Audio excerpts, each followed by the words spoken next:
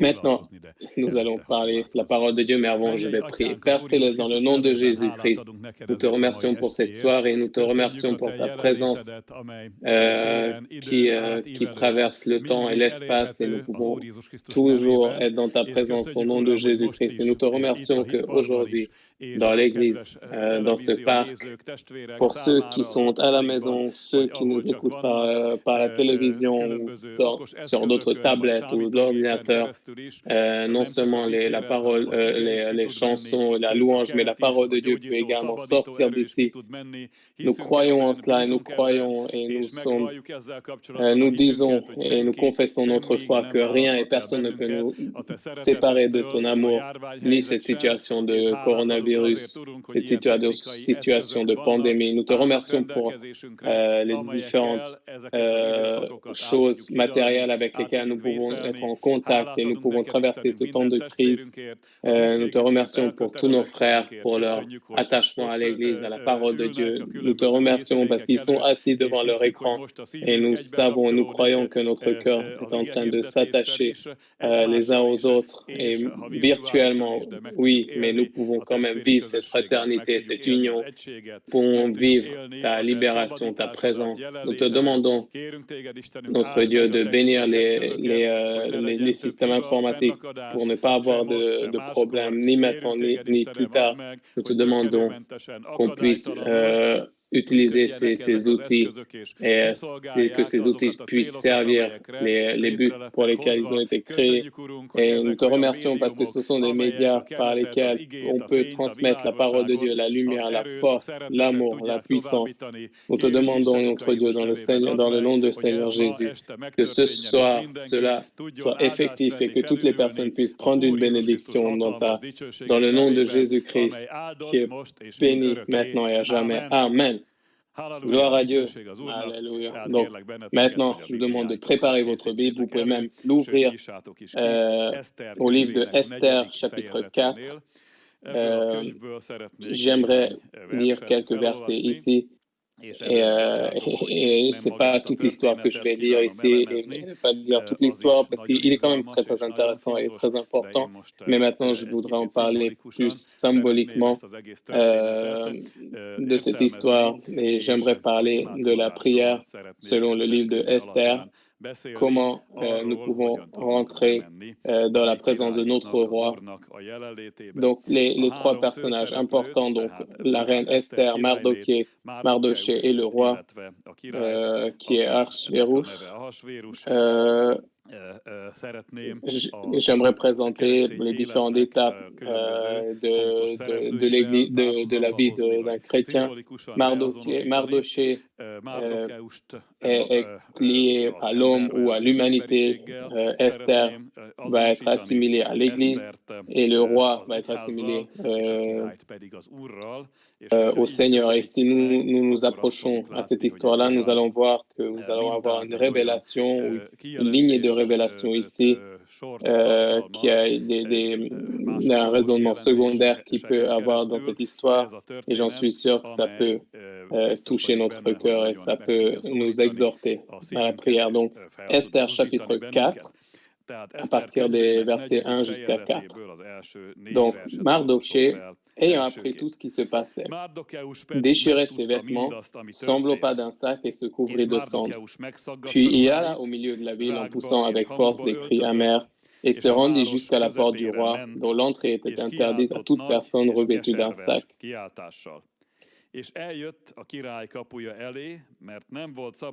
Dans chaque province, partout où il arrivait l'ordre du roi et son édit, il y a eu une grande désolation parmi les Juifs.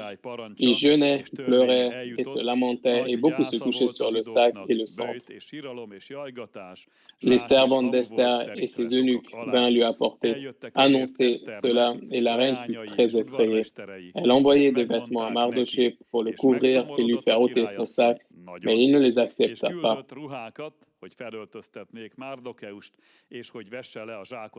Donc pour l'instant, on va s'arrêter ici. Comme j'ai dit, Mardoché est peut-être assimilé à l'humanité, à l'homme, mis en parallèle à l'homme, ou ici j'assimile dans cette histoire. Et lui, c'était la personne qui a reconnu, euh, qui a trouvé quel est ce gros problème qui allait arriver. On sait que dans l'histoire originale, on sait très bien qu'il y avait un homme du mal, un homme méchant qui était autour de lui et qui avait créé une loi qui était une attaque et quelque chose de très grand danger pour le peuple d'Israël, qui était l'extermination. Mais nous pouvons dire ici dans cette histoire euh, que le sort qui était aux Juifs, réservé aux Juifs, là, on peut dire que c'est comme l'humanité qui est réservée aussi à la mort, la plupart des hommes. Et malheureusement, on ne peut pas faire grand-chose quand nous entendons une mauvaise nouvelle.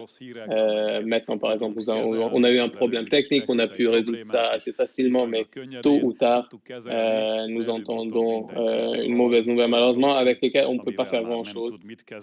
Et parce que depuis que l'homme est tombé sous le péché, l'homme est tombé sous la domination des anges déchus et qui sont beaucoup plus puissants que l'homme et qui sont dominés. Donc, l'homme est dominé par ces êtres-là et on est rentré dans un cycle que la Bible appelle la loi du péché et de la mort. Et ces lois-là ne peuvent pas être changées de la même manière qu'on ne pouvait pas changer non plus les lois qui ont été décrétées par le roi à cette époque-là en Perse. Et pour cela, ce parallèle est très, très important et très vivant parce que tôt ou tard, on rentre tous dans une situation où on ne peut pas faire grand-chose et que personne ne peut nous aider. Et en plus de cela, ce qu'on a pu lire ici dans le verset 2, que l'homme, on va dire pendant les 6000 ans, l'homme avait quand même une pensée en disant il y a un Dieu, il faut qu'il y ait un Dieu. Chez les païens, ils disaient qu'il y a plus de dieux, mais c'était une autre question de savoir comment on peut demander de l'aide à ce Dieu-là. Ici, on voit que dans un vêtement de sac, on ne pouvait même pas rentrer dans la cour du roi. Donc, ici, l'homme était sous le plus gros problème de l'homme, c'était qu'il ne pouvait pas, il était séparé de là où il pouvait avoir de l'aide. C'est que l'homme pécheur ne peut pas rentrer dans la présence de Dieu, il ne peut pas demander de l'aide à Dieu. Dans la culture chrétienne, il y a beaucoup de personnes qui pensaient que c'est devenu une pensée générale que n'importe quel péché, on peut vivre dans n'importe quel péché, mais dès qu'on a un problème, on peut demander à Dieu directement de l'aide. Dieu ne fonctionne pas comme ça. C'est pas comme un service que vous pouvez appeler un numéro de téléphone et puis il va envoyer une voiture tout de suite à vous aider. Mais pour rentrer dans la présence de Dieu, il y a des lois, il y a des règles. Et le pécheur, un homme pécheur est complètement séparé de cela. Donc, l'homme est tombé de la présence de Dieu à cause du péché et il est rentré sous la domination dans la main des anges déchus. Et là, il ne peut que se jeter à droite, à gauche dans cette situation. Une autre chose très importante que je peux souligner à partir du verset 4, que Esther, qui n'était pas encore assimilée à sa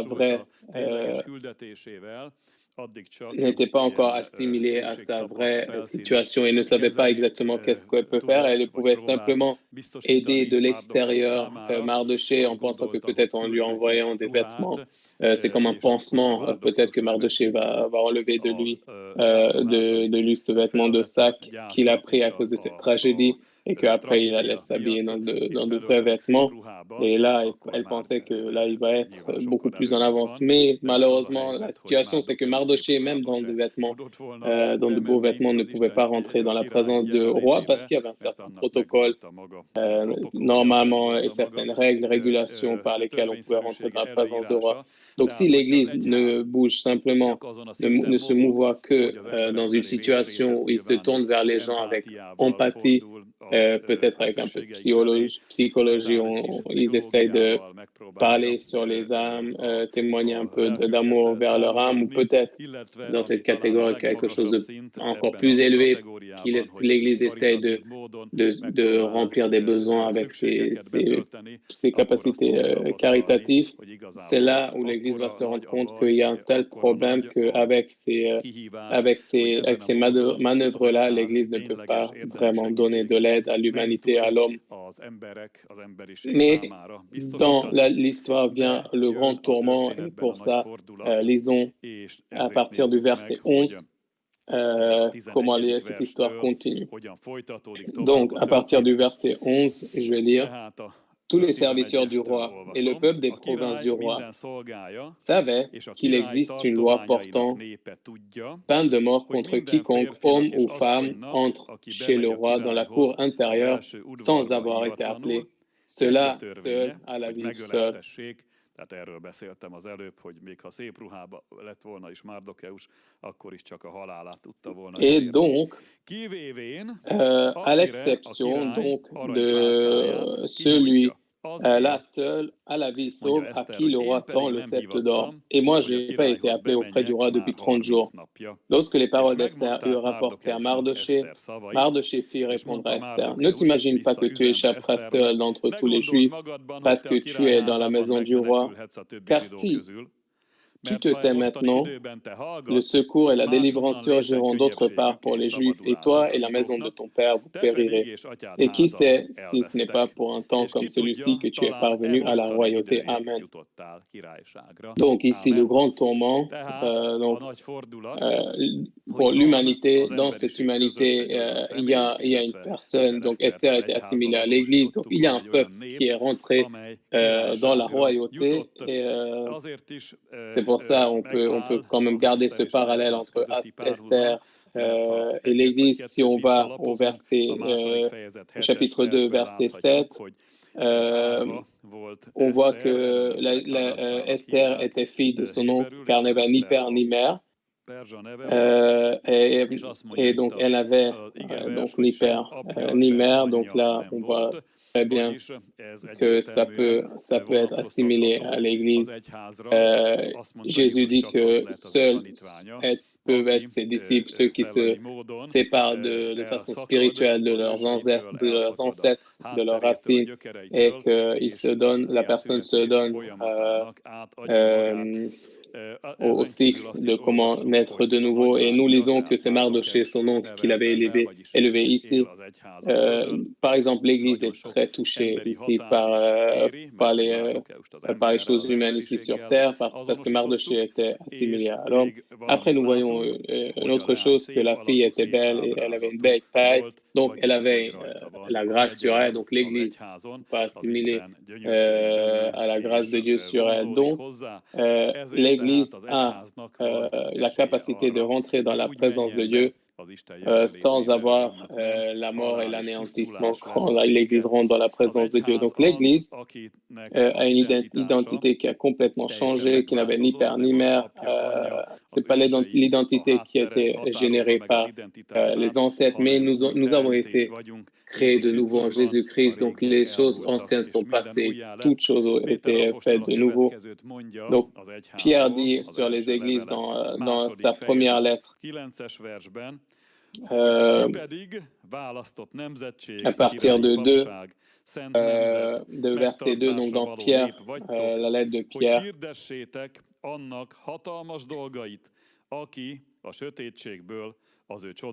donc 2:9, quand Pierre il disait par exemple sur l'Église dans sa première lettre, verset 9, vous au contraire, vous êtes une race élue, une sacerdoce royale, une sainte nation, un peuple acquis, afin que vous annonciez les vertus de celui-ci qui a été appelé des ténèbres à son admirable lumière. Donc la même chose était applicable à Esther, qui avait reçu une position vraiment particulière, un statut particulier, le même statut que l'Église a, et ça, on ne peut pas on peut pas le mettre de côté, on peut pas le cacher, malgré que nous vivions autour des gens, dans les peuples, mais il faut pas que nous nous assimilions à eux, dans leurs pensées, comment ils fonctionnent, les choses qui existent maintenant dans le monde, cette ambiance de crise, l'Église ne peut pas être touchée. Malheureusement, ça touche quand même l'Église.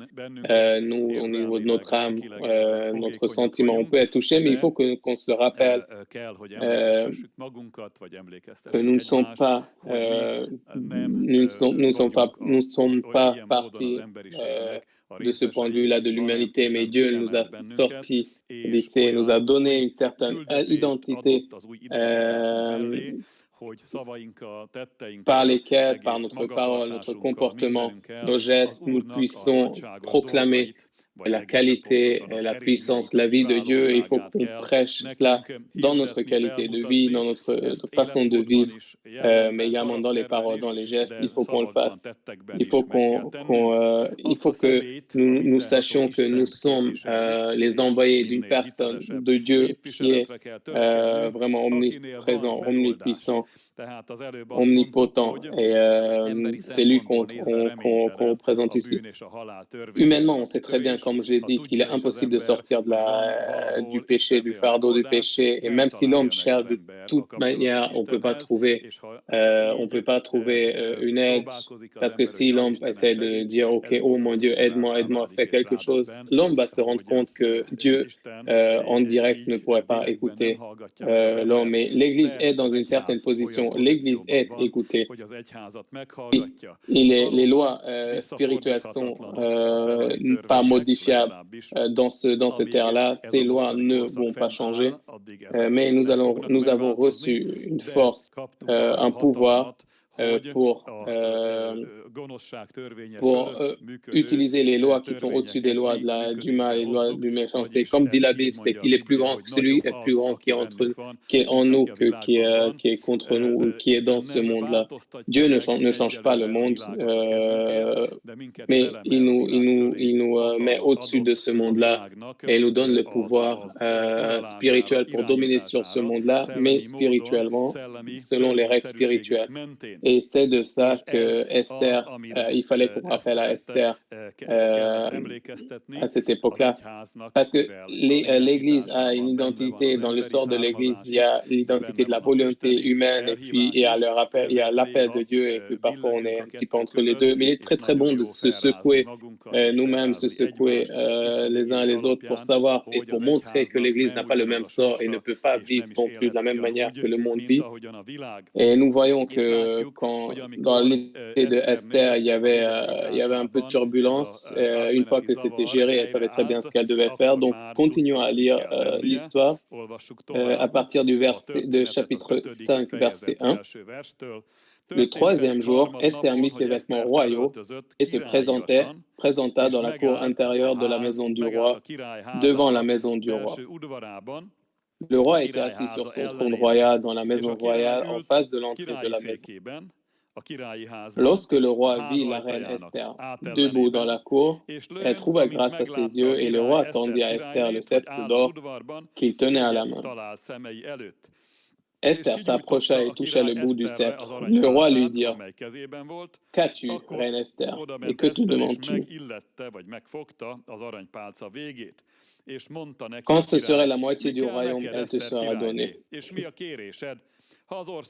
Puis ça c'est un tourment qui est vraiment très grand par rapport à ce que Esther elle pensait, parce que j'ai pas lu toute l'histoire avant, mais les pensées d'Esther, c'était dans le verset 16. Ah, ok, je vais aller dans la cour du roi, et si je meurs, je vais mourir.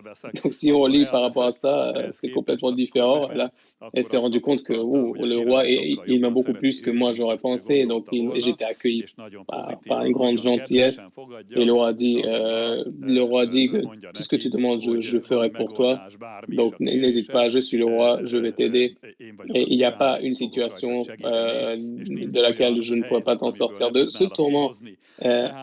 Ce tourment a changé quand Esther s'est habillée de vêtements royaux. Et le roi n'est jamais sorti de ce rôle-là. Le roi était toujours dans la maison du roi, dans son trône, et lui, il était sûrement habillé de façon royale. Mais Esther était, était peut-être habillée et peut-être se comportait également pas comme une reine. Mais quand elle s'habillait comme une reine, elle a pris en force toute son identité royale. Elle est rentrée dans la cour du roi, dans la présence du roi, et elle a trouvé la grâce tout de suite.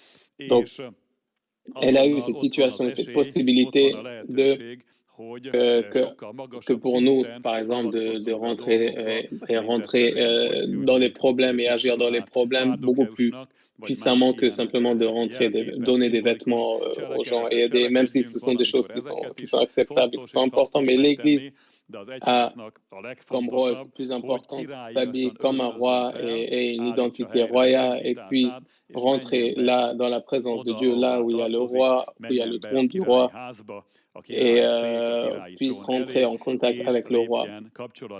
Donc, quand cela se passe, c'est ce qu'en réalité on appelle prière.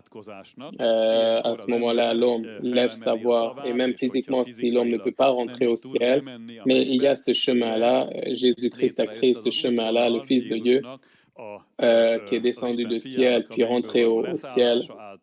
Il y a cette voie, cette route des deux sens. Quand Jésus est descendu, il avait brisé le ciel pour que les bénédictions de Dieu puissent venir ici sur terre. Et quand il est retourné, il a encore pris un chemin pour que la prière de l'homme puisse rentrer de cette terre au ciel.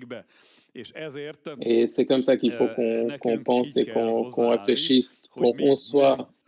Il faut qu'on sache que nous ne sommes pas partie du plus grand nombre, mais nous avons une certaine identité qui nous permet de rentrer dans la présence de Dieu et nous pouvons être sûrs de prendre la grâce du roi. Donc, le roi a fait un symbole, un geste symbolique.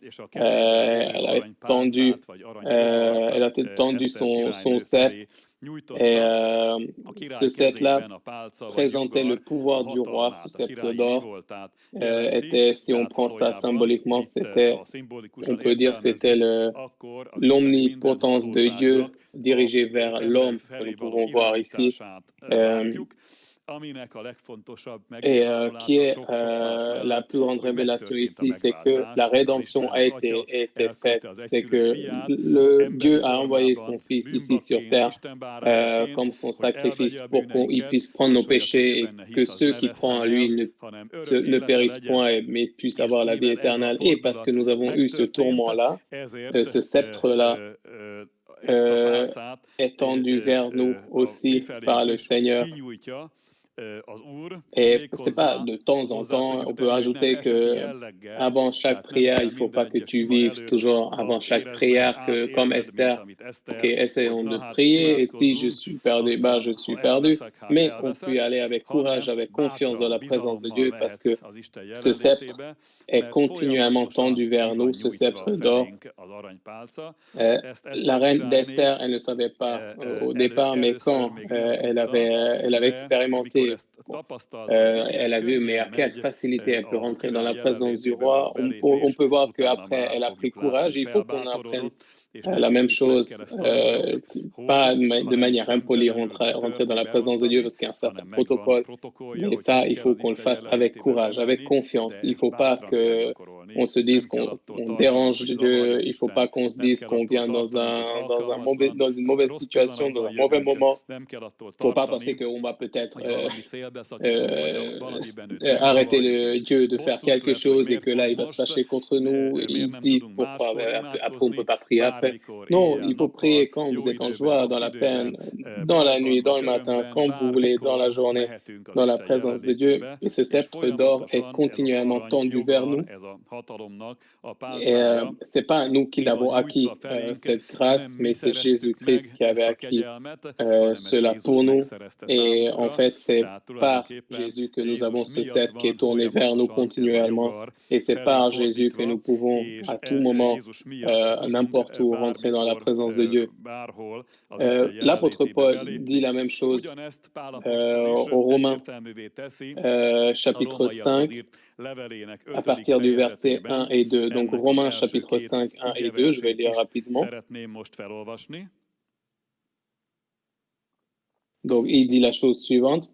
Étant donc justifiés par la foi, nous avons la paix avec Dieu par notre Seigneur Jésus-Christ, à qui nous devons d'avoir eu par la foi accès à cette grâce, par laquelle nous demeurons fermes et nous nous glorifions dans l'espérance de la gloire de Dieu. Amen. Gloire à Dieu pour ça. Donc, nous avons été justifiés, donc cela veut dire que Dieu ne nous regarde pas comme des pécheurs, comme des mauvais hommes, même si nous avons été ces gens-là, mais il nous a sortis, Jésus nous a sortis de cette vie-là, nous avons été nés de nouveau, et Dieu nous regarde comme ses propres enfants, et il nous regarde comme des hommes justifiés, malgré que nous avons encore des défauts, bien sûr, et que peut-être nous faisons encore des choses, ou nous ne faisons pas des choses qu'on ne devrait pas faire, ou qu'on devrait faire, qui ne sont pas en adéquation avec notre identité, mais on peut se repentir de ça, se rétablir. Donc, nous avons une relation de paix avec Dieu. Donc, l'Église a une relation de paix avec Dieu. C'est pas de la même manière que Dieu et l'humanité, parce que entre Dieu et l'humanité, il y a une situation de guerre. Et pour les gens qui ne font pas partir de l'Église, eux, ils ont la colère de Dieu sur eux. Mais nous ne sommes pas partis de cela et nous pouvons vraiment mettre l'accent sur le fait que nous avons été justifiés. Donc l'apôtre Paul dit aussi que nous avons une marche. Ici, clairement, il dit qu'il faut demeurer ferme, il faut qu'on marche, il faut qu'on soit persévérant. Là, c'est un petit peu différent en hongrois, mais il dit que nous devons avoir par la foi accès à cette grâce dans laquelle nous demeurons fermes. C'est de la même manière que quelqu'un va dans la présence du roi et que peut penser que si le roi essaie de tendre son sceptre, peut-être qu'on peut expliquer de la même manière que si quelqu'un veut rentrer dans un moment où il n'a pas été appelé, peut-être que s'il n'avait pas été appelé, s'il avait un bon moment, le roi avait un bon moment, il lui donnait grâce, sinon il pouvait lui couper la tête. Là, il ne faut pas qu'on pense ça, il faut qu'on sache que continuellement, nous pouvons entrer en audience avec Dieu, continuellement, nous pouvons rentrer dans la présence de Dieu et nous pouvons lui soumettre des questions importantes. Il va nous écouter, il va nous entendre. Lui, il a une capacité qu'en même temps, il peut écouter sur n'importe quel côté. Si tout de suite, toutes les 8 milliards de personnes se repentissaient au même moment et commençaient à prier au même moment et demander différentes questions, Dieu pourrait prendre ces prières-là et pourrait répondre personnellement à toute cette situation. Moi, j'ai pas toutes ces prières, moi, j'ai pas ces capacités-là. Je pense que vous non plus, vous ne l'avez pas, mais Dieu a cette capacité-là d'écouter tout le monde en même temps. Donc, pour cette raison, il faut que nous y allions par la foi. La foi veut également dire que nous faisons confiance dans la présence de Dieu.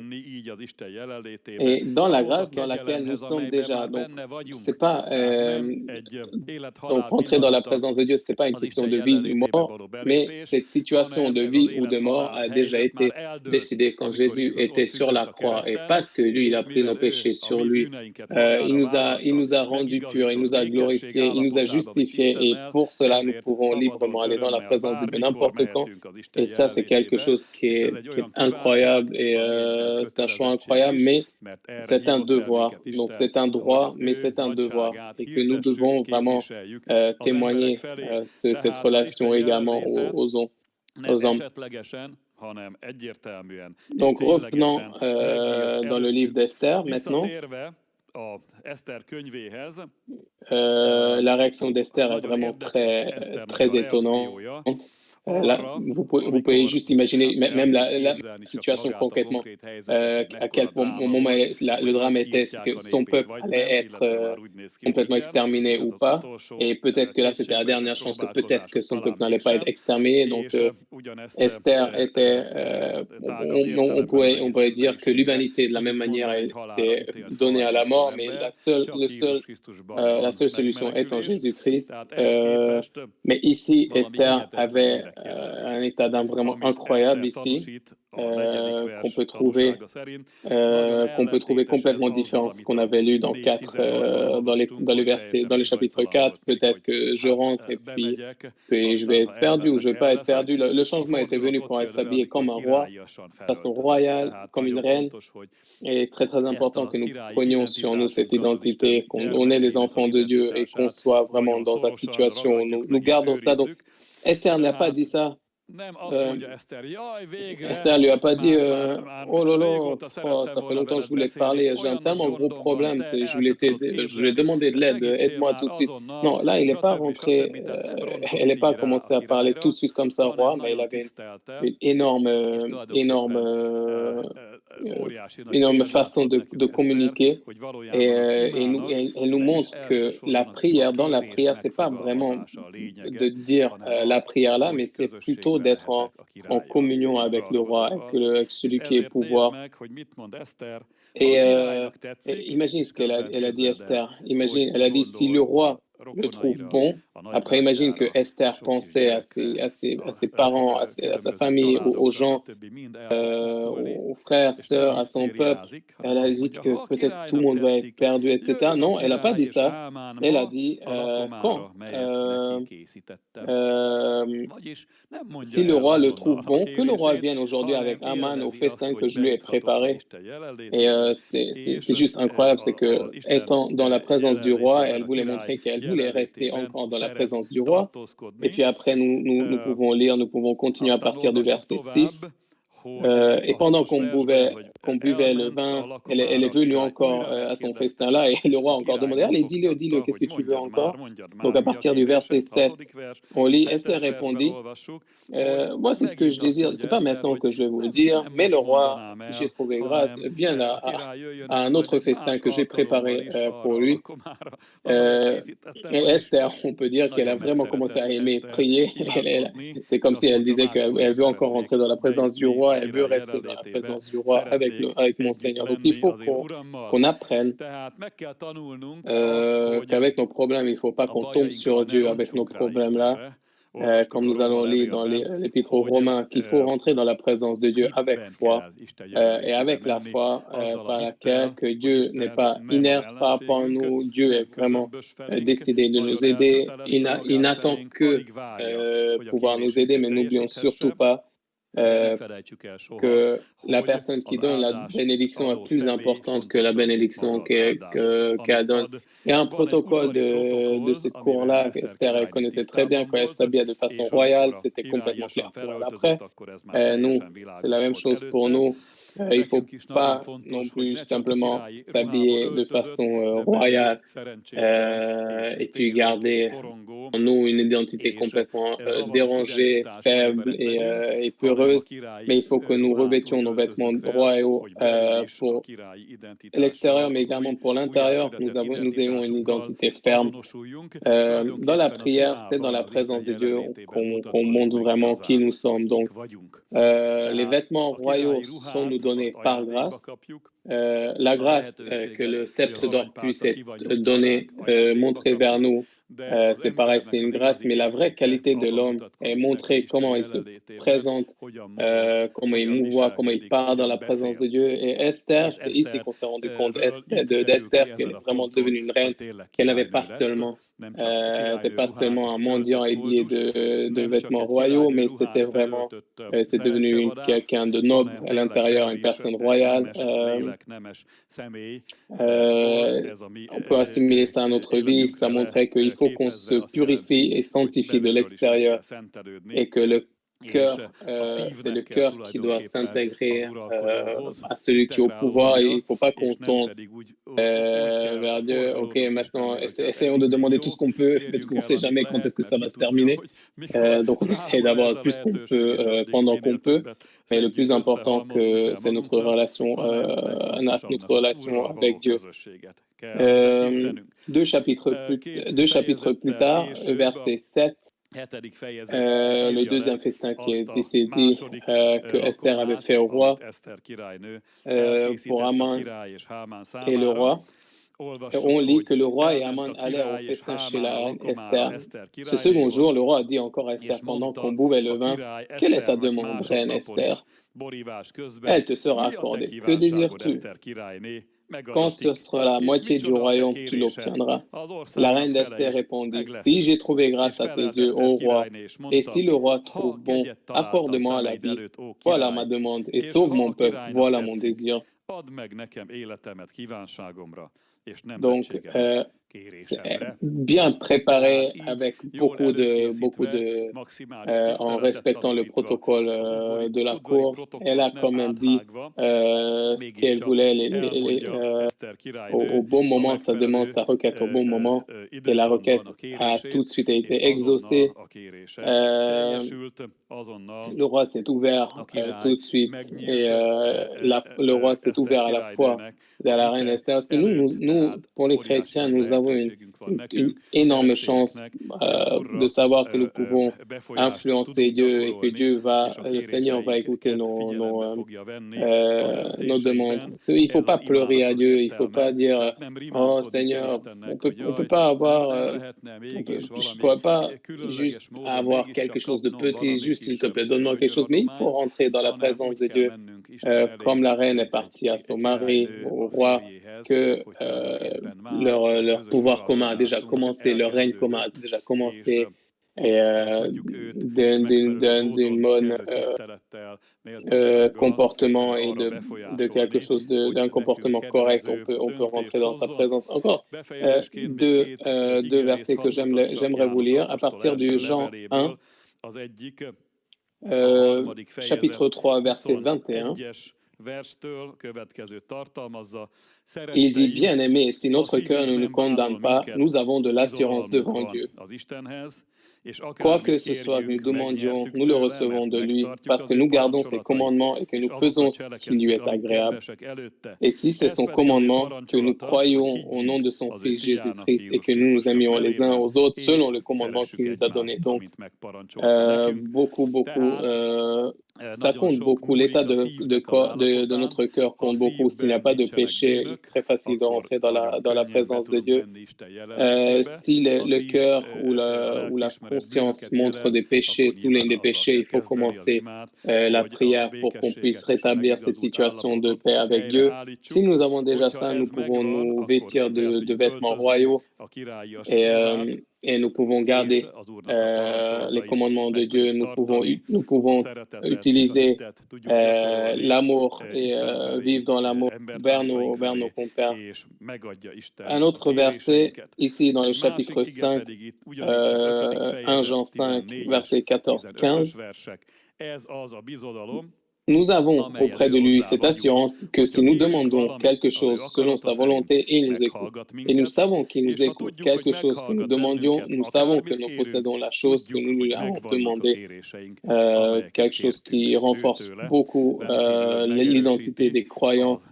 C'est quelques phrases ici qu'on peut rentrer dans l'assurance, dans la présence de Dieu, en sachant que si on demande quelque chose qui est en adéquation avec sa volonté, il va nous écouter. Donc, ce n'est pas un Dieu qui change d'humeur, c'est pas un être qui change d'humeur tout le temps, mais on est en communion avec quelqu'un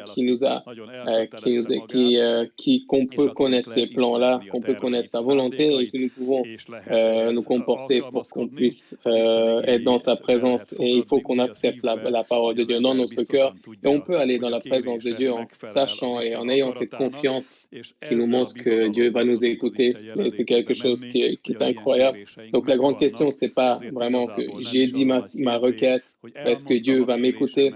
Mais est-ce que je suis vraiment rentré dans la présence de Dieu? Est-ce que j'ai vraiment pris le sceptre d'or? Est-ce que j'ai été assimilé à Dieu comme mon roi ou comme le mari de la reine? Et si cela est déjà passé, on peut être déjà dans la tranquillité que notre requête a été exaucée. C'est ce que je voulais vous dire pour vous exhorter que nous vivons dans des temps très difficiles et on peut entendre beaucoup de mauvaises nouvelles, mais nous avons un roi et nous avons un royaume où nous pouvons librement rentrer dans la présence de Dieu. Par la prière et par les prières, on peut même changer le monde, peut-être pas toute la planète parce qu'on ne sait pas vers quoi tend toutes les choses ici sur Terre, mais nous pouvons quand même avoir une empreinte ici sur Terre. Je vous remercie beaucoup de m'avoir écouté et continuez à être dans la prière. Maintenant, on va écouter Fire of Tomás.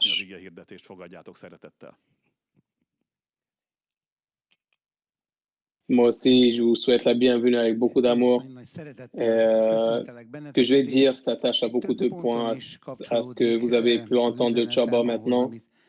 Parce que ici, l'histoire s'est avérée, l'histoire qu'on a parlé ici, s'est déroulé que Israël, le peuple d'Israël avait un grand ennemi qui était Haman, qui remplissait le rôle de celui qui calomniait le peuple d'Israël. Et c'est pas lui que cette situation a été créée où la situation est devenue extrêmement critique. Qui menaçait vraiment l'existence même d'Israël, la méchanceté de Haman. Malheureusement, cette méchanceté n'a pas disparu de l'histoire et il est très, très actuel de savoir comment on peut rentrer dans la présence de Dieu. Mais la Bible dit clairement que très souvent, très souvent, l'obstacle de rentrer dans la présence de Dieu, justement, c'est le calomnieur. Celui qui calomnie, c'est de la même manière qui était dans l'histoire de Esther, parce que Esther pensait ici, et elle pensait que si je meurs, mais je vais rentrer dans la présence de Dieu, parce que le calomnieur, celui qui calomnie, a créé une telle atmosphère qu'on pouvait prendre ça pour la réalité. Mais quand elle est vraiment rentrée dans la présence du roi, ce mensonge a éclaté et ça montre vraiment que Dieu est bon, mais souvent, celui qui calomnie est capable de créer une telle atmosphère, une telle bulle, un tel rideau, créer un tel rideau où le croyant pense qu'ils sont vraiment très, très loin de Dieu. Il est peut-être impossible que Dieu nous écoute ou Dieu les écoute et ils pensent que c'est une question de vie ou de mort à chaque moment. Pour cela, moi, je veux parler de la bataille qu'on peut et de la victoire qu'on peut faire sur celui qui calomnie, sur le calomnieur. Premièrement, à partir de l'évangile de Jean, verset 8, 4, donc l'évangile de Jean, verset 8, 4, et la plaçant au milieu du peuple, ils dirent à Jésus, Maître, cette femme a été surprise en flagrant délit d'adultère. Moïse, dans la loi, nous a ordonné de lapider de telles femmes. Toi, donc, qui que tu dis? Il disait cela pour l'éprouver afin de pouvoir l'accuser. Mais Jésus s'étant baissé, écrivait avec le doigt sur terre. Donc là, on sait dans cette histoire que ces pharisiens, ces scribes pharisiens étaient les ennemis de Dieu. On sait très bien que ça ne dérangeait pas du tout de l'état moral de cette femme-là ou même la décadence d'Israël morale, mais ils avaient simplement un seul but, c'est de calomnier Jésus-Christ. Ils voulaient créer une situation dans laquelle selon la loi de Moïse, ils peuvent encore plaindre à Jésus, parce que si Jésus, il disait, laissez cette femme partir parce que moi je suis venu pour libérer les gens, là on aura pu dire clairement que Jésus maintenant est contre les lois de Jésus. Ou si Jésus disait, OK, lapider la femme, elle serait rentrée en confusion concrètement par rapport à ce qu'elle prêchait, parce qu'il n'aurait même pas pu continuer à prêcher et pour laquelle il était venu pour montrer que Dieu veut être en paix avec les hommes. Et Jésus-Christ a justement répondu avec la sagesse qui vient vraiment d'au-dessus. Il a dit quelque chose qui est très célèbre, et que celui qui est sans péché jette la première pierre contre elle, mais c'est pas de cela que je vais lire, c'est simplement le cadre de lequel je devrais parler ici. Et ce n'est rien d'autre, mais c'est qu'ils ont créé toute cette situation pour qu'on puisse se complaindre et calomnier Jésus-Christ. Donc ça symbolise très bien ça symbolise très bien quelle est la tactique du diable, ce que Gaspard Kalula hongrois le traduisent comme, comme le diable, mais le diable est d'utilisation un peu religieuse, mais c'est pas un problème parce que quand on dit ça, c'est quelque chose on pense toujours au diable, mais celui qui calomnie, le calomnieur, est plus profondément explique quel est vraiment le plus grand rôle du diable. C'est de calomnier Dieu devant les hommes, calomnier les hommes devant Dieu, et calomnier et créer des problèmes entre les hommes et les hommes. Donc ça, c'est le travail de celui qui calomnie. Et comment on peut résister à cela? Un autre verset dans Luc 11, 56, qui dit que, comme dans la situation d'avant, de la même manière que les pharisiens qui étaient déjà séparés de Dieu et qu'ils utilisaient simplement formellement la présence, les paroles de Dieu, comment eux, ces gens religieux, voulaient mettre en piège Jésus-Christ? Et là, je vais lire dans la traduction de Saint Paul. Et il dit la chose suivante ici. Nagyon feldühödtek rá, és sok mindenről kezdték kérdezgetni. Titokban megfigyelve őt, és vadászva arra, Et il disait que quand il fut sortir de là, les scribes et les pharisiens commencèrent à le presser violemment et le faire parler sur beaucoup de choses, lui tendant des pièges pour surprendre quelques paroles sorties de sa bouche. Cette histoire dit de la même manière qu'il essaie de calomnier. Donc ici, la traduction en hongrois, il disait qu'il chassait les paroles qui sortaient de sa bouche. Pourquoi j'ai lu ça ici? Parce que justement, le travail du calomnieur est complètement montré ici, c'est qu'il chasse, il fait en sorte qu'il prouve quelque chose sur l'homme. Il crée une atmosphère dans laquelle l'on pense que peut-être une mauvaise parole ou un mauvais tourment ou quelque chose de mauvais, petite chose de mauvais, tout est terminé, mais tout n'est pas terminé parce que justement, concrètement, contre ce comportement, le comportement de Dieu est complètement différent de ce qu'on voit dans Psaume 103. Par exemple, ce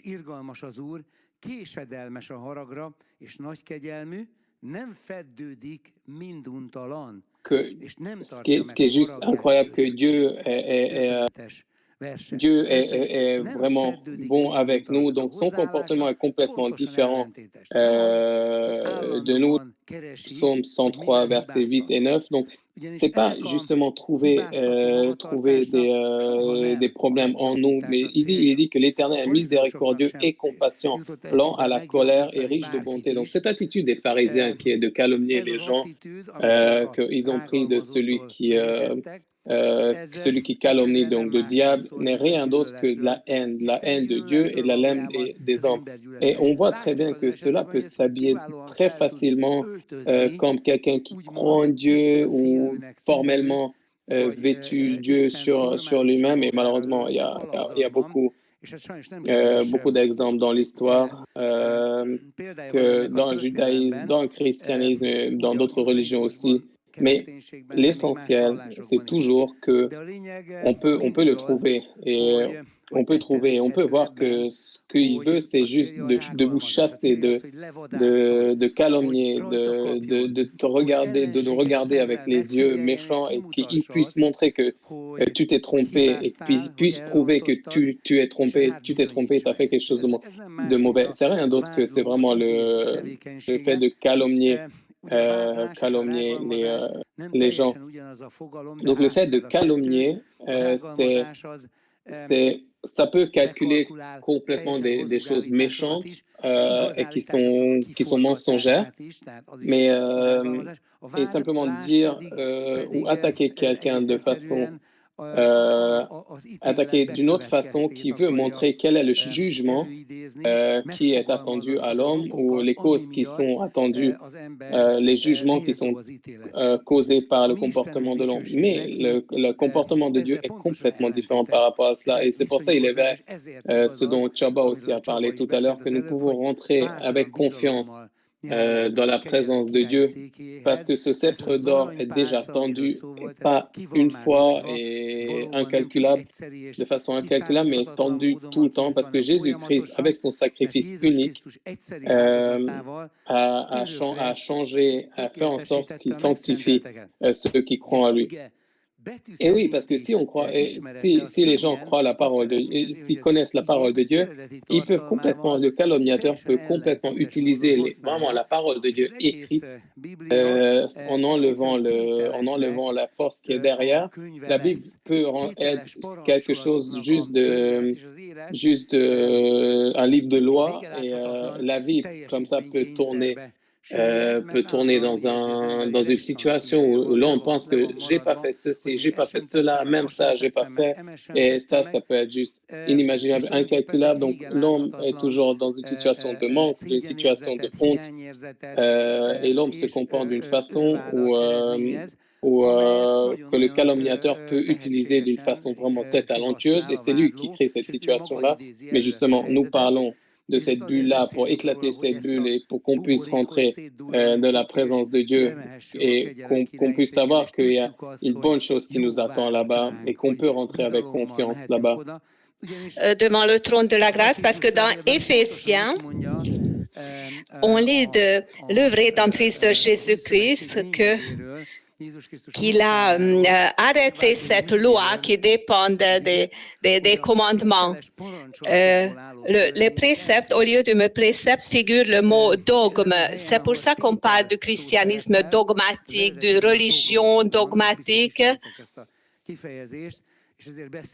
qui pour le grand public veut dire que quelqu'un veut enseigner des dogmes profondément sans un contenu qui se trouve dans notre cœur. Donc Jésus-Christ a aboli ces dogmes parce qu'il a accompli tous les commandements, toutes les lois à notre place, parce qu'il savait très bien qu'il n'y aura aucun homme qui puisse l'accomplir sauf que lui.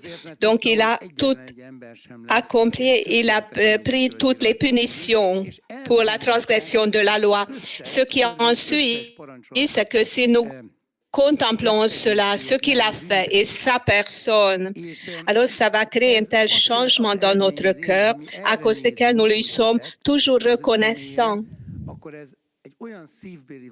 Et pour être agréable à ses yeux,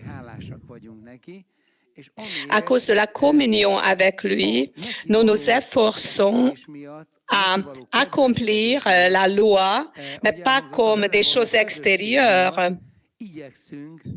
Et si on transgresse une loi, alors il y a la punition qui vient. Ou bien si on l'accomplit, on met en pratique la loi, alors il y aura une récompense, une rémunération.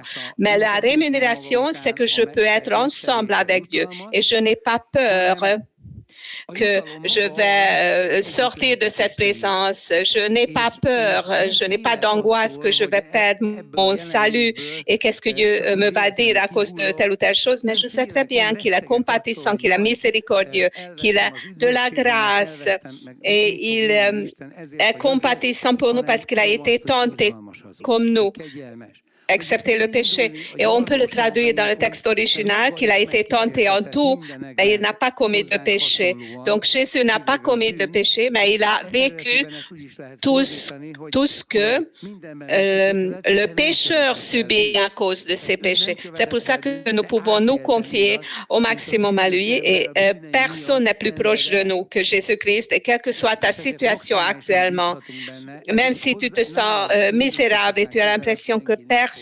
ne s'occupe de toi et que personne ne voit cette complexité où tu te trouves. Mais Jésus comprend tout cela et il veut t'aider, il veut te secourir. Et nous avons besoin de confiance envers lui. Quand nous nous approchons de lui, n'attendons pas la punition, le jugement, parce que Jésus a dit que celui qui vient à moi, je ne rejette point. Et c'est pour ça que c'est très important que la communion avec lui ne soit pas dogmatique, c'est-à-dire qu'on n'accomplisse pas les dogmes, parce que si notre vie chrétienne dépend de l'accomplissement des dogmes, alors ce n'est qu'un effort humain. Et la confiance en Dieu et l'effort humain sont contraires. Il y a des efforts humains qui sont basés sur la confiance en Dieu, mais il y a des efforts humains qui sont juste contraires, qui sont basés sur la peur et qui sont basés sur le fait qu'on ne peut pas croire dans le fait que Dieu va nous secourir. Et c'est pour ça que c'est l'homme qui veut créer le soutien, l'appui. Et le Nouveau Testament condamne cela, que ceux qui se confient dans l'homme, alors c'est comme si s'appuyait sur l'Égypte. L'Égypte symbolisait la puissance du monde, la force humaine. Et Dieu a dit à Israël que celui qui s'appuie sur l'Égypte, c'est comme s'il s'appuyait sur un roseau. Celui qui s'appuie sur la force humaine est pareil, mais nous aussi, nous commençons à le faire très souvent, donc nous nous appuyons sur la force humaine. J'en parle parce que c'est pas bien, tout simplement.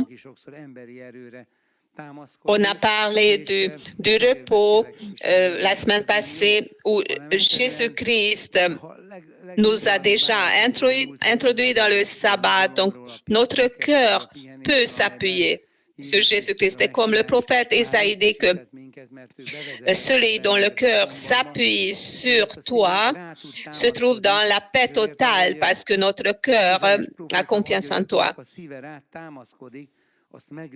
Si je fais quelque chose de bien, je peux être fier, mais si je rate quelque chose, alors je dois avoir peur. Aucune des deux n'est vraie. Je ne peux pas être fier si je fais quelque chose de bien, mais je ne dois pas avoir peur non plus si j'ai raté quelque chose.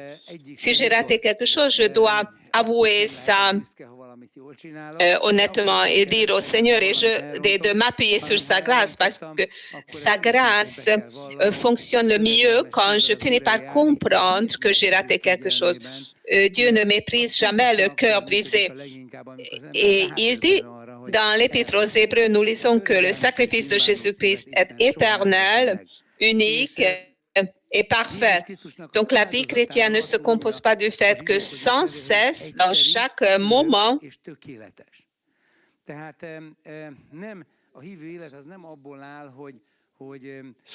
surtout lors de l'activité de l'accusateur, j'essaie de le récompenser et j'essaie de faire tout parfaitement pour ne jamais rater quelque chose. Alors ça détourne notre foi. Mais je me confie dès l'origine au fait ce que Dieu a dit. Donc, justifiés par la foi, nous avons la paix avec Dieu, par notre Seigneur Jésus-Christ. Et dans l'Épître aux Hébreux, nous lisons que avec l'unique sacrifice de Jésus-Christ, il a rendu parfait ceux qu'il a sanctifiés. Et là, il y a une expression qui figure là, qui est au parfait. C'est-à-dire au passé. C'est parfait. Donc, ça veut dire que ça assure dans chaque moment cette perfection. Il ne s'agit pas de cette parole du fait qu'on devient de plus en plus parfait, mais ça veut dire qu'une fois pour toutes, il a acquis la perfection pour nous. C'est vrai même dans le cas où je ne vois pas ça sur moi, même si toi, tu ne vois pas sur toi. Nous ne voyons pas ça sur nous, mais nous pouvons saisir ça par la foi et nous pouvons vivre par cela parce que le juste vivra par la foi. Et la foi, c'est une conviction des choses qu'on ne voit pas. Je ne vois pas que je sois parfait. Je ne vois pas que Jésus ait acquis la perfection pour moi, mais je dois croire cela. Je dois me confier dans ce fait. Est-ce que je peux me confier en ce que Dieu m'a dit? Et cet accomplissement parfait qui, dans chaque moment, de ce moment dans le moment suivant, me donne cette perfection que Jésus-Christ a acquise une fois pour toutes. Cette confiance, le fait que je peux me reposer en cela, c'est ce qui donne la puissance de la vie chrétienne. Le fait que le juste sera capable de vivre par la foi.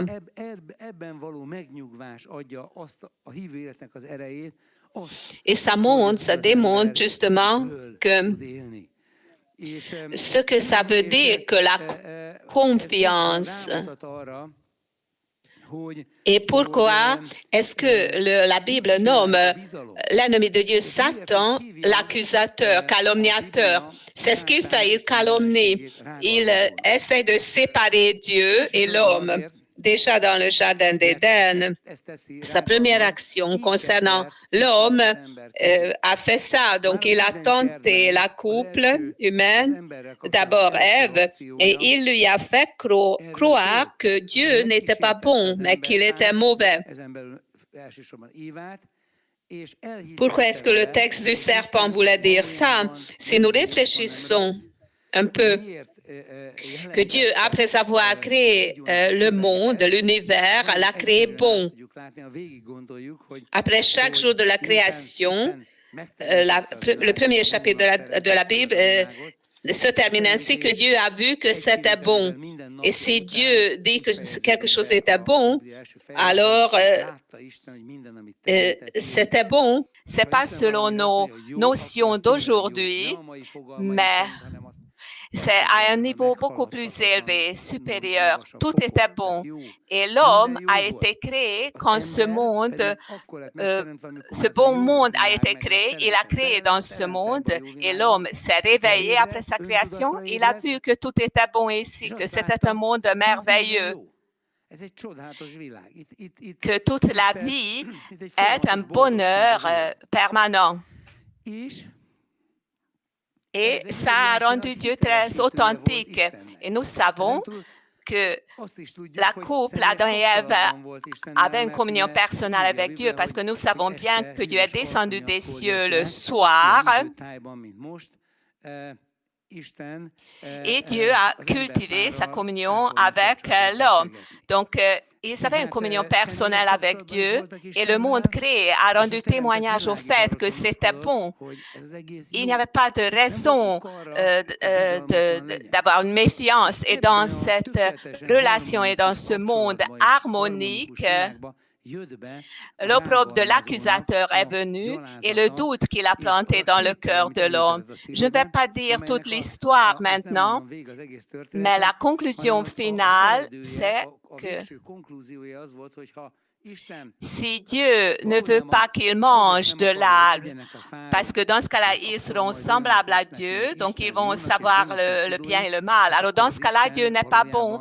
Ce n'est qu'un théâtre et tout semble bon parce que Dieu veut maintenir l'homme dans l'ignorance selon la narrative de Satan. Et malheureusement, Ève croyait cela et nous connaissons les conséquences.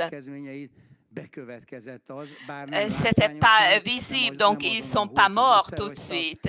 Et ils n'ont même pas saisi ce qui leur était arrivé. Ils savaient une seule chose, c'est que le Dieu qu'ils aimaient et avec qui ils étaient en communion, ils avaient peur et la confiance était perdue. Et c'est le plus grand problème avec la chute. Et c'est ce qui a causé la chute, c'est que la confiance a été perdue. Adam et Ève auraient dû dire que serpent, ça ne m'intéresse pas ce que tu dis. Ce qui m'intéresse, c'est que tout est bon ici et Dieu a promis ça et Dieu m'a interdit une seule chose et j'accepte ça avec confiance. Ce n'est qu'une supposition, évidemment, ça n'est pas arrivé. Mais Satan répète ça sans cesse et nous devons apprendre de ce qui a été écrit et ne pas nous remettre sur le même cheval sans cesse. Et on doit se confier dans la parole de Dieu à 100%, placer notre cœur sur la parole de Dieu et nous confier en Dieu parce que le but de Dieu, c'est de rétablir cette confiance. Et il a payé un grand prix pour cela. Il a envoyé son Fils unique dans un corps humain quand Christ est venu en Jésus-Christ de Nazareth dans un corps humain, alors il a pris sur lui toutes les souffrances du monde. Il a assumé que toute la souffrance et les douleurs qui nous est arrivée à nous tous, à chaque protagoniste de l'histoire, ça va lui arriver, à Jésus. Et quand Jésus-Christ l'a accompli, comme dans l'Épître aux Philippiens, nous lisons qu'il s'est humilié jusqu'à la croix du calvaire et il est mort. Et il a même continué son chemin de là. Il est descendu au séjour des morts. Et comme dit le psalmiste dans la partie la plus profonde du monde. Et il a invoqué le nom du Père et le Père l'a ressuscité. Donc il a vécu toutes les mauvaises choses pour que nous puissions nous confier à nouveau en Dieu. Dieu est allé même jusqu'aux extrémités pour prouver sa bonté à nous. Et si cela ne suffit pas à quelqu'un, alors il s'exclut du salut, de la communion avec Dieu. Mais il y a beaucoup de gens qui le font par l'ignorance, à cause de l'ignorance. C'est pour ça qu'on doit prêcher l'Évangile et qu'on doit le prêcher à tel point que la confiance se réveille dans le cœur des hommes. On ne doit pas les accuser, mais on doit tout de même démontrer que le péché nous amène vers le bas et ça rate notre vie, ruine notre vie. Et on doit même montrer que Jésus a déjà pris cela sur lui. Et si tu le fais, et tu le fais d'une manière authentique, alors dans le cœur des gens, tu amènes personnellement l'Évangile au cœur des gens. La bonne nouvelle, le fait que Dieu n'est pas mauvais, mais il est bon et qu'il est bon envers toi et tu peux te confier en lui. Si tu apportes cela à leur cœur par ta bouche, cette nouvelle, alors dans ce cas-là, le cœur des gens s'ouvriront, ils auront confiance en Dieu et successivement, de foi en foi, de confiance en confiance, leur vie sera rétablie.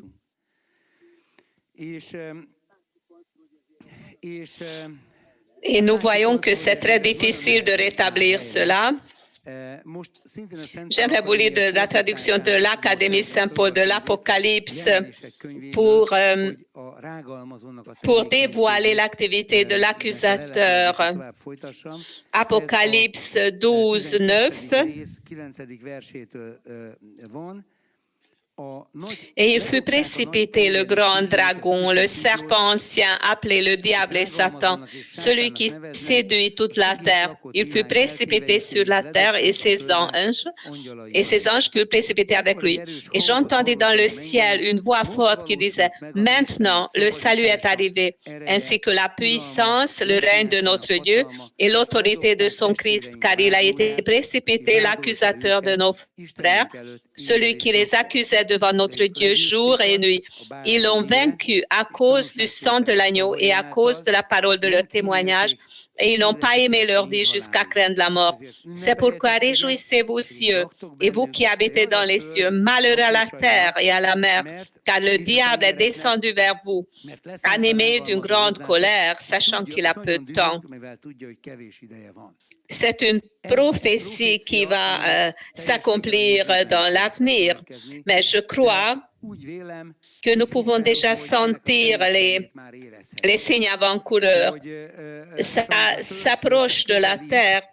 C'est déjà une victoire parce que Satan sera précipité sur la terre. Et nous voyons que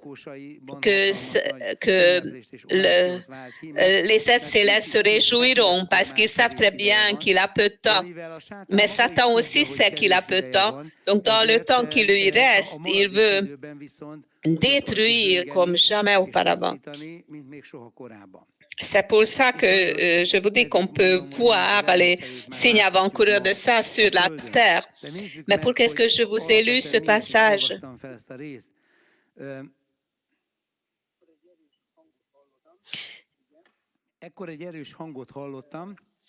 J'entendis dans le ciel une voix forte. Et ce que nous lisons dans verset 11, ils l'ont vaincu à cause du sang de l'agneau et à cause de la parole de leur témoignage. Et ils n'ont pas aimé leur vie jusqu'à craindre la mort. Il y a ces trois grandes vérités par lesquelles nous pouvons vaincre contre le calomniateur, l'accusateur. Le premier, c'est le sang de l'agneau. C'est le sang de l'agneau et pas le mien ou le tien. C'est la grâce de Dieu, ce n'est pas notre grâce, ce ne sont pas nos efforts, nos œuvres. C'est le don de Dieu, ce ne sont pas nos mérites. Et les deux autres sont basés sur cela. Jésus est l'agneau de Dieu qui ôte les péchés du monde. Et même si Satan sera précipité sur la terre, et même s'il est animé d'une grande colère, il ne peut rien faire contre le sang de Jésus-Christ, parce que Jésus-Christ est mort d'une manière innocente à cause de nos péchés. Et Satan est un expert juridique, il est le procureur général.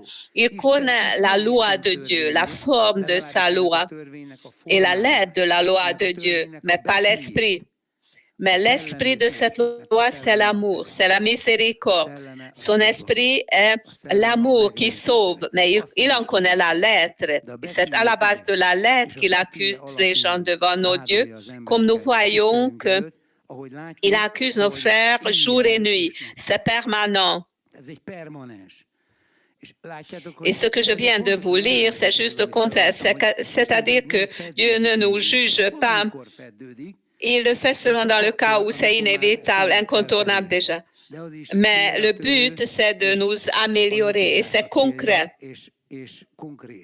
Ça ne veut pas dire que ça soit permanent et ça n'a pas un dessein destructeur, la réprimande de Dieu. Et si c'est un juste qui m'avertit ou m'exhorte, il fait du bien. Nous ne sommes pas les fils de Dieu si Dieu ne nous juge pas, mais c'est quelque chose de familial qui se réalise en cadre de la famille, qui est une exhortation. Ce ne sont pas des choses que tu te sentes mal, mais tu ne sais pas pourquoi. Dieu montre toujours quelque chose de concret, mais Satan nous accuse jour et nuit sans cesse parce que son but, ce n'est pas l'amélioration, mais la destruction.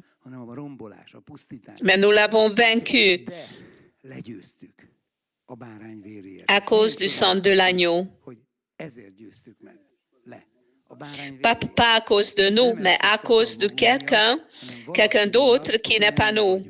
Celui qui a versé son sang il y a 2000 ans déjà, c'est un fait, même dans le cas où quelqu'un n'y croit pas. Si nous y croyons et nous montrons ce sang, et ça amène la victoire parce que Satan sait très bien qu'il ne peut pas accuser Jésus-Christ parce qu'il était innocent et il est tout de même mort. Et son sang rend témoignage à ce fait. C'est notre témoignage. À cause de la parole de notre témoignage, c'est la confession. Ça veut dire que nous nous attachons à la parole de Dieu. Je rends témoignage aux hommes, à Dieu, qu'il est vrai, qu'il est juste. Le Nouveau Testament nous enseigne également que celui qui croit dans le Fils de Dieu a scellé que Dieu était vrai. Juste, nous qui sommes témoins devant Dieu et devant les hommes, nous rendons témoignage au fait que Dieu est bon. Satan veut rendre témoignage au fait, c'est un faux témoignage, que Dieu est mauvais. C'est ce qu'il a rendu témoignage à la première couple, Adam et Ève, que Dieu était mauvais. Mais nous devons rendre témoignage au fait que Dieu est bon par le Saint-Esprit. Et nous devons rendre ce même témoignage, même dans le cas où nous traversons de très grandes difficultés. Et pour nous, c'est peut-être plus probable d'avoir cette l'impression que où est la bonté de Dieu? Dieu n'est pas aussi bon parce qu'il ne s'occupe pas de moi. Mais gloire à Dieu qu'il y a beaucoup de prières dans la Bible qui sont résumées. Il y a beaucoup de prophéties qui sont rédigées quand justement cette faiblesse de l'homme remonte à la surface. Les psaumes disent que jusqu'à quand est-ce que tu n'exerces pas miséricorde envers moi? Ce sont des prières provocatrices que les psalmistes disent très souvent. Ou ma maladie, c'est que la droite de Dieu s'est éloignée de moi. Dans cette situation-là, le psaume entier et le livre de psaumes rend témoignage à la bonté de Dieu, justement par le fait que le psalmiste osait prononcer ça, c'est que j'ai vécu ça, mais Dieu m'en a délivré. Notre foi devient justement à travers cela de l'or éprouvé par le feu. Dans cette époque de l'histoire du salut, nous sommes tristes, comme dit l'apôtre Pierre, que parmi les tentations différentes, pour que notre foi devienne digne de Jésus lors de son apparition. Et jusque-là, le Seigneur nous garde pour le salut, pour la délivrance finale.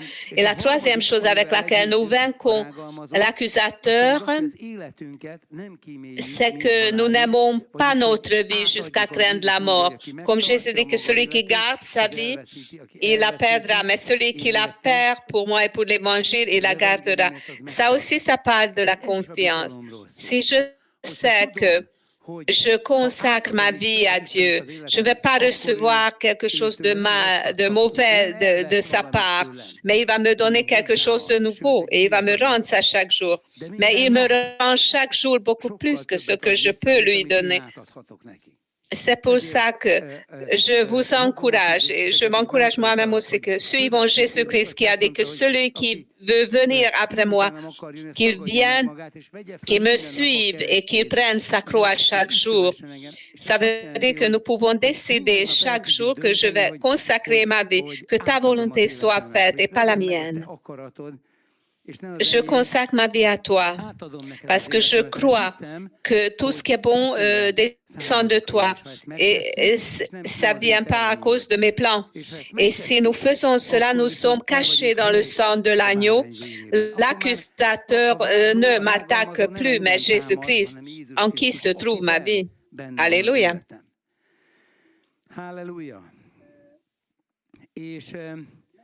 Je suis convaincu du fait que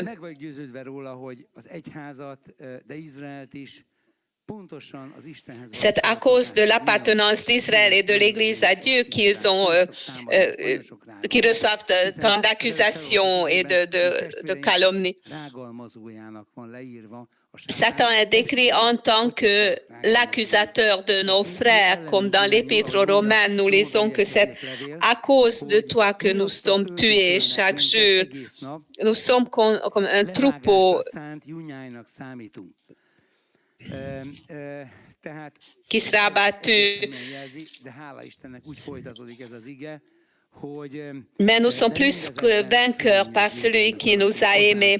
Et pour terminer, j'aimerais vous lire de plus vite Ésaïe 54 de la traduction de l'Académie Saint-Paul.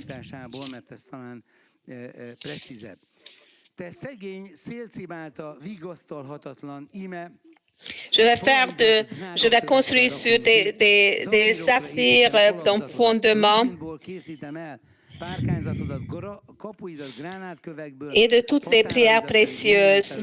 Tous tes fils deviendront les disciples de l'Éternel et grande sera la prospérité de tes fils. Tu seras affermi par la justice, bannis l'inquiétude, car tu n'as rien à craindre. Et la frayeur, car elle n'approchera pas de toi.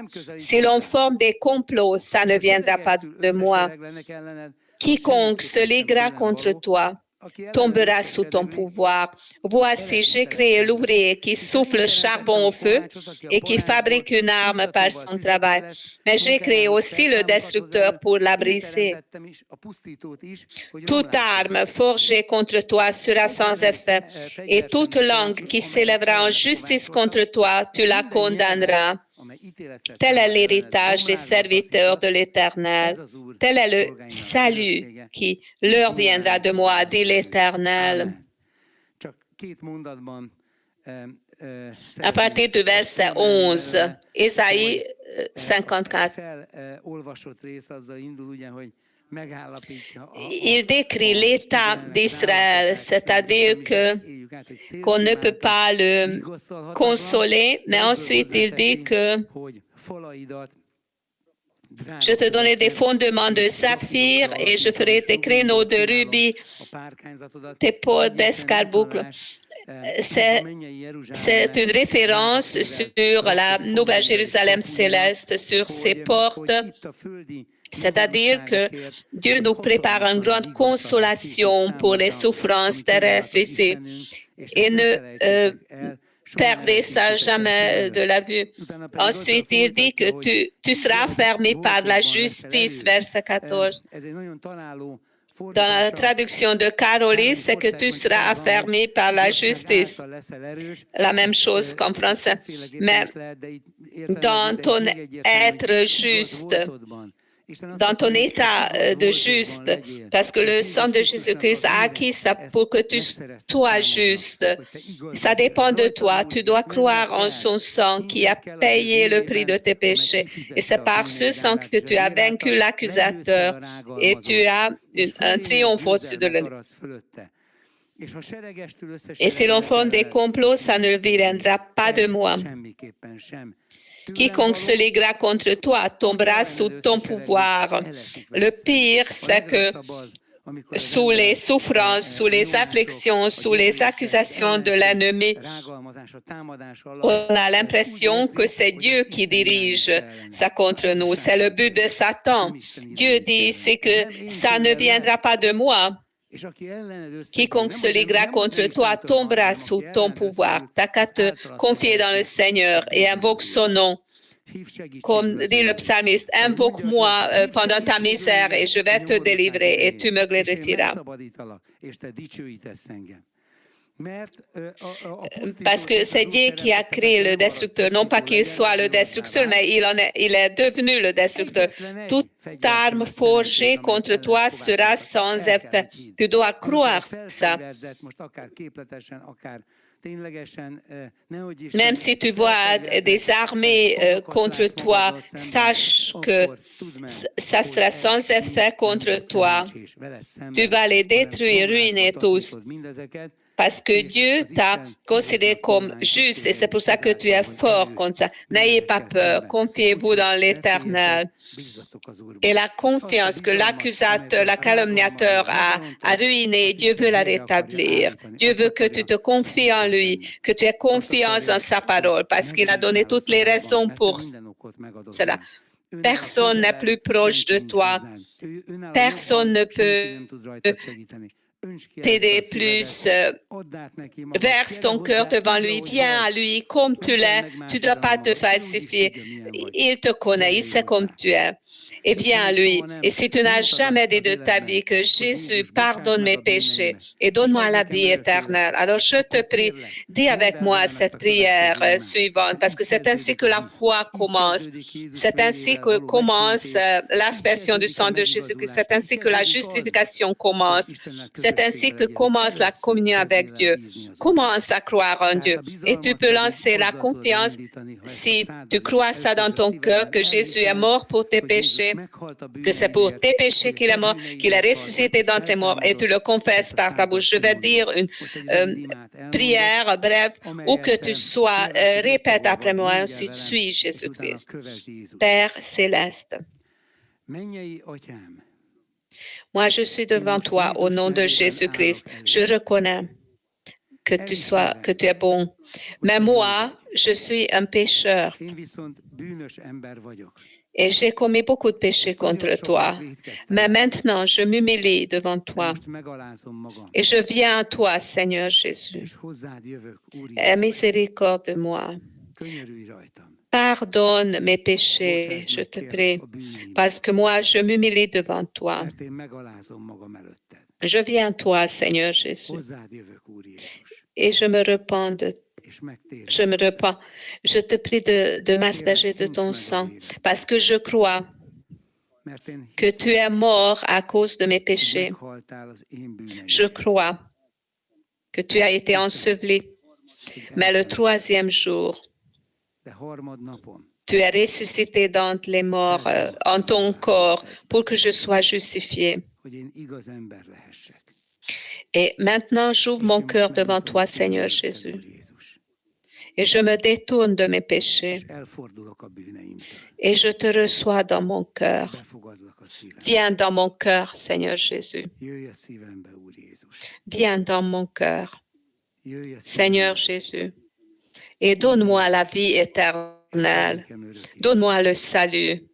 Tu es le Fils de Dieu. Tu es le Messie. Sauve-moi. Donne-moi la vie éternelle. Donne-moi le pardon de mes péchés. Donne-moi le salut. Parce que ma vie est à toi. Je dépose ma vie devant toi maintenant et éternellement. Je te remercie de m'avoir exaucé. Je te remercie d'avoir pris ta demeure dans mon cœur. Je t'adore, je te loue et je vais te suivre maintenant et éternellement. Au nom de Jésus-Christ. Amen. Si tu as dit cette prière, alors Jésus-Christ l'a exaucé, il a pris sa demeure dans ton cœur et je te prie de te confier en lui. Lis la parole de Dieu, écoute la parole de Dieu, suis nos cultes sur les sociaux médias, demande des conseils des croyants et on va t'aider à ce que tu puisses suivre Jésus-Christ et n'oublie jamais ta décision.